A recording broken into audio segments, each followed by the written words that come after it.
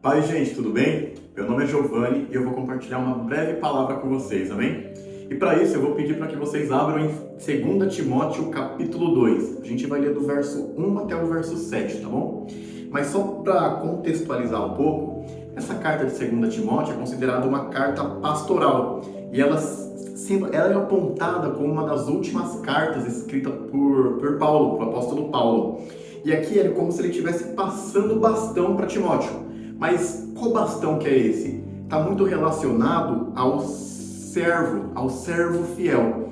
E aqui essa mensagem é que seja apontada para nós, obreiros, aspirantes ou pessoas que desejam estar nesse lugar de obreiro, de aspirante, de servir a igreja, amém?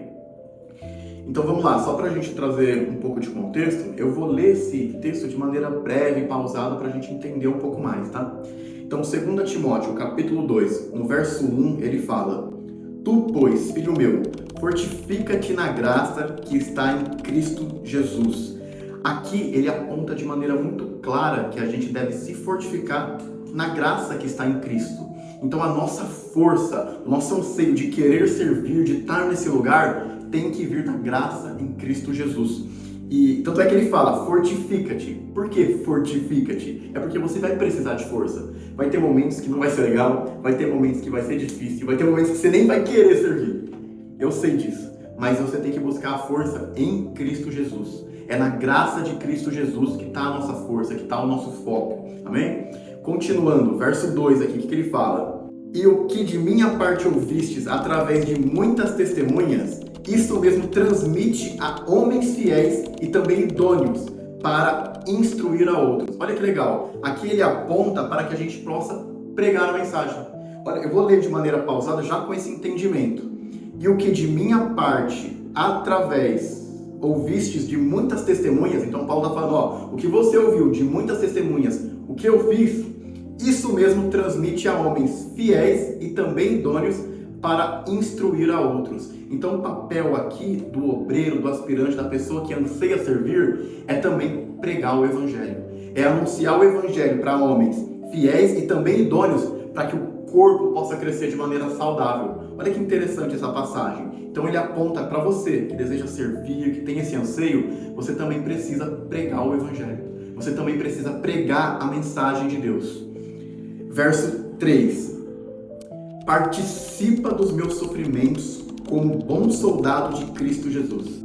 Aqui eu acho que eu nem preciso dizer muito, né? Acho que trocando as palavras de Paulo, ele está falando assim: A vida não vai ser morando. vai ter momentos onde vai ter muito sofrimento, mas o foco é Cristo. Vai ter momentos que vai ser difícil, mas o foco é Cristo. Vai ter momentos que não vai ser legal, mas o foco é Cristo. Vai ter momentos que não vai ser prazeroso, mas o foco é Cristo. Agora eu vou ler do verso 4 até o verso 6, tá bom?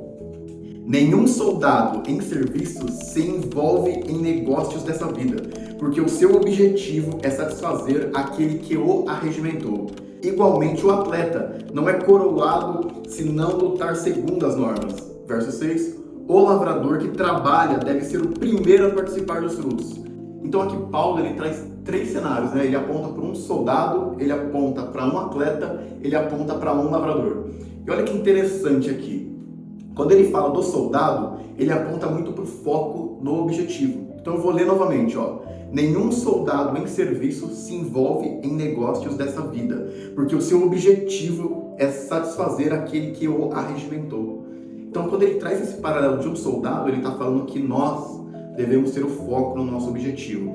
Não devemos nos envolver em coisas externas, mas focar em Cristo Jesus, que é o nosso objetivo. Então olha aqui, se você anseia servir, o seu objetivo é focar em Cristo Jesus. Não permitir que barulhos, ruídos externos roube isso, mas que você foque em Cristo. Agora, o atleta, que é o segundo, o atleta ele aponta muito mais para a disciplina, porque um atleta ele precisa ser disciplinado, né? E olha que legal, ele fala, o atleta não é coroado se não lutar segundo as normas. Então aqui ele fala que a gente também não deve pegar atalhos.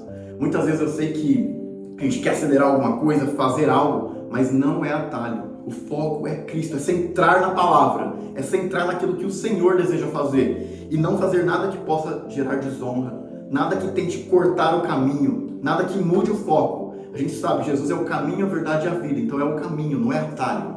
não é cortando brechas. E por fim, o lavrador. O lavrador, quando a gente pensa em lavrador, a gente pensa muito em trabalho duro, trabalho pesado e também em paciência. Porque quando a gente planta a semente, num terreno bom, num terreno certo, num terreno fértil, ele cresce, mas demora, então tem um tempo. Então aqui ele fala que a gente também precisa trabalhar muito duro e também ter paciência.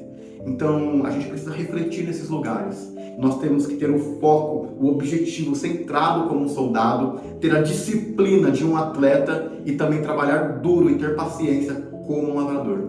Amém? É isso que eu queria compartilhar com vocês hoje.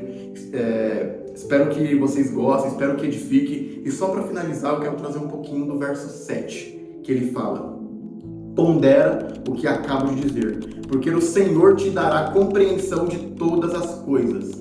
Agora no verso 7 eu acho que é mais a cereja do bolo, né? Ele fala: o obreiro, ele não vive de emoção.